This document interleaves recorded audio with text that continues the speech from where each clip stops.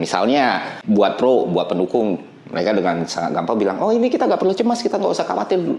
Rupiah 17.500 itu menguntungkan eksportir gitu. Jadi kalau eksportir dia bakal lebih kaya karena rupiahnya melemah gitu. Coba kalian pikir gitu dan lain sebagainya. Men, lu lihat pertumbuhan ekspor kita itu nggak tinggi ya, 0,90 per PDB ya teman-teman.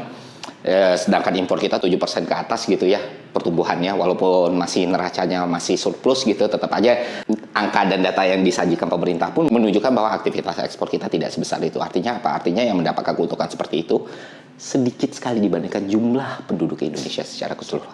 Jadi bukannya salah, tapi ya itu nggak komprehensif. Ada juga yang bilang, enggak kok, ini nggak boleh disalahin di Kementerian Keuangan. Ini kan urusannya Bank Indonesia. Jadi kalau rupiah melemah nggak ada hubungannya sama Menteri Keuangan. Tidak juga.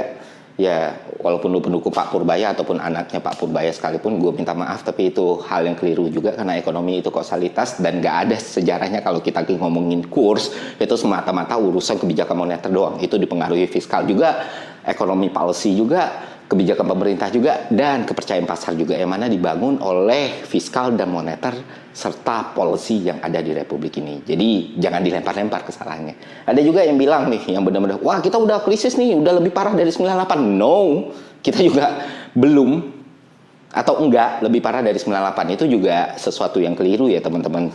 Walaupun misalnya kurs di 98 itu lebih kecil katakan, tapi yang bikin itu krisis adalah percepatannya. Karena kenaikan itu terjadi dalam waktu yang singkat, 600% dari 2.400 ke 15.000 misalnya. Nah itulah yang membuat pasar panik dan hancur waktu itu.